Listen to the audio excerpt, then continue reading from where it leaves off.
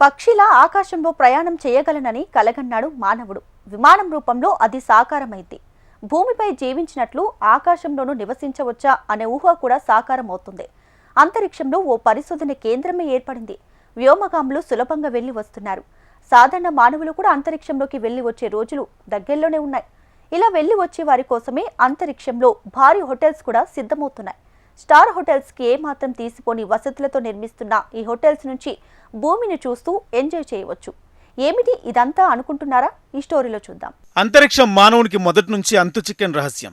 విశ్వ రహస్యాలు తెలుసుకోవాలనే జిజ్ఞాసతో ఎన్నో పరిశోధనలు జరుగుతున్నాయి. అంతరిక్షంలోకి ఉపగ్రహాలు పంపడంతో ప్రారంభమైన పరిశోధనలు చంద్రునిపై మానవుడు అడుగు పెట్టడంతో కొత్త పుంతలు తొక్కాయి. అంతరిక్షయానం ఆధునిక సాంకేతిక పరిజ్ఞానంతో కొత్త పుంతలు తొక్కుతోంది. ఇందులో భాగంగా ఏకంగా అంతరిక్ష పరిశోధనా కేంద్రం ISSని నిర్మించుకున్నాం. భూమికి 2000 కిలోమీటర్ల ఎత్తులో వరకు ఉండే కక్షను భూ నిగ్మకక్ష అంటారు. ఈ కక్షలోనే America, Japan, Russia, Europe, Canada కలిపి ఈ అంతరిక్ష కేంద్రాన్ని నిర్మించాయి. ISSలో జీవ, భౌతిక, ఖగోళ వాతావరణ శాస్త్ర అంశాలపై ఎన్నో పరిశోధనలు జరుగుతున్నాయి. ఒకప్పుడు వ్యామగాములు అంతరిక్షానికి వెళ్తున్నారంటే గొప్ప విషయంగా కనిపించేది. ఇప్పుడు అదేదో టూర్కు వెళ్ళినట్లు వెళ్ళొస్తున్నారు. వాళ్లే కాదు, ఇప్పుడు శాస్త్రవేత్తలే కాకుండా సాధారణ మానవులు కూడా అంతరిక్షానికి తీసుకువెళ్లాలనే లక్ష్యంతో ప్రయత్నాలు జరుగుతున్నాయి. ఇప్పుడు ఒక దేశం నుంచి మరో దేశానికి విమానాల్లో ఎంతో సులభంగా వెళ్ళిపోతున్నాం. భవిష్యత్తులో మానవులు అంతరిక్షంలో కూడా అంతే సులభంగా వెళ్లి తిరిగి వచ్చేస్తారు. మరి అంతరిక్షానికి వెళితే అక్కడ బస చేయడానికి వస్తువులు ఉండాలి కదా. ఈ ఆలోచనతోనే అంతరిక్షంలో స్టార్ హోటల్ నిర్మించేందుకు సిద్ధమవుతుంది ఓ సంస్థ. అంతరిక్ష కేంద్రానికి దగ్గరలో హోటల్స్ నిర్మించాలని గ్రూప్ ఆర్బిటల్ అసెంబ్లీ అనే సంస్థ నిర్ణయించింది. ఒక్కటి కాదు, ఏకంగా 2 హోటల్స్ నిర్మిస్తున్నారు. వయేజర్ స్టేషన్, పైనీర్ స్టేషన్ పేరుతో ఇవి సిద్ధమవుతున్నాయి.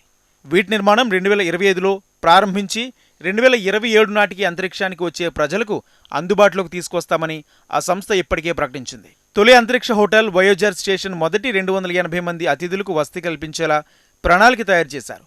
అయితే దీన్ని 400 సరిపోయే విధంగా నవీకరించినట్లు చెప్తున్నారు. పైనీర్ స్టేషన్ హోటల్లో మాత్రం తక్కువ మందికి, అంటే 28 మందికి వసతి కల్పిస్తారు.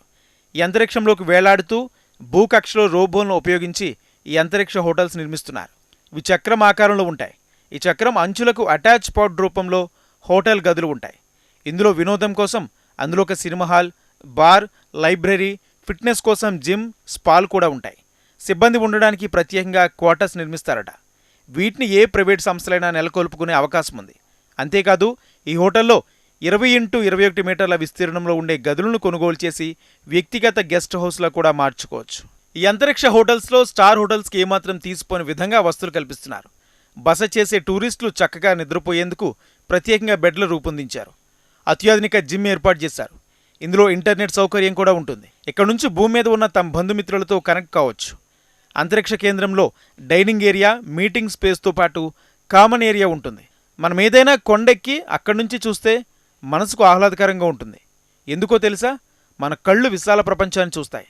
మరి అంతరిక్షం నుంచి చూస్తే ఏకంగా భూమి మొత్తం కనిపిస్తుంది. ఆ థ్రిల్ అందించబోతున్నాయి ఈ అంతరిక్ష హోటల్స్. ఈ హోటల్స్ భూమి చుట్టూ తిరుగుతూ ఉంటుంది. పూర్తిగా అంతరిక్షంలో ఉన్న అనుభూతి కలుగుతుందని చెప్తున్నారు. అంతరిక్షంలో ఏ వస్తువు స్థిరంగా నిలబడదు. మరి ఇది ఎలా సాధ్యమని ఆలోచిస్తున్నారా? వీటిని వృత్తాకారంలో తిప్పుతూ కృత్రిమ గురుత్వాకర్షణ శక్తిని పుట్టిస్తారు. తిరుగుతూ ఉండే ఈ హోటల్స్ ప్రతి 90 నిమిషాలకు ఒక భ్రమణం పూర్తి చేస్తాయి. అంతేకాదు, కృత్రిమంగా గురుత్వాకర్షణ శక్తికి సృష్టిస్తామని ఆ సంస్థ వెల్లడించింది. ఈ గురుత్వాకర్షణ శక్తి చంద్రుడిపై ఉండే భూమాకర్షణ శక్తితో సమానంగా ఉంటుందట. డిస్నీ ల్యాండ్కి వెళ్తే ఎంత ఆనందం వస్తుందో అంతరిక్ష హోటల్కి వెళ్తే అలాంటి మజా వచ్చేలా దాన్ని నిర్మిస్తామని ఆర్బిటల్ అసెంబ్లీ తెలిపింది. ఈ హోటల్లో రకరకాల రీక్రియేషన్ యాక్టివిటీస్ జరపాలనుకుంటున్నాం. భూమి మీద ఆడడానికి కుదరని గేమ్స్ని అక్కడ ఆడించాలనుకుంటున్నాం. అక్కడ బరువు ఉండదు, గ్రావిటీ ఉండదు. అక్కడ ఎలా గెంతితే అలా శూన్యంలో తేలుతూనే ఉంటారు అని చెప్తున్నారు. ఈ ప్రణాళిక భలేగా ఉన్న హోటల్ నిర్మాణంలో ఎంత మేరకు విజయం సాధిస్తుందో చూడాలి. ఇంతకీ అంతరిక్ష హోటల్స్లో బస చేసేందుకు ఖర్చు ఎంత అనుకుంటున్నారా? ఒక రాత్రి కోసం జస్ట్ $1.2 బిలియన్ చెప్తున్నారు. అంటే మన కరెన్సీలో 10 కోట్ల రూపాయలను అంచనా. అయితే ఇదే ఫైనల్ కాకపోవచ్చు. 2027 నాటికి అంతరిక్షానికి వచ్చే అతిథులకు స్వాగతం పలుకుతామని చెప్తున్నారు. అంటే మరో 2 ఏళ్లలో అంతరిక్షంలో బస చేసే అవకాశం వ్యామగాములకే కాకుండా సామాన్యులకు కూడా అందుబాటులోకి వస్తుందన్నమాట.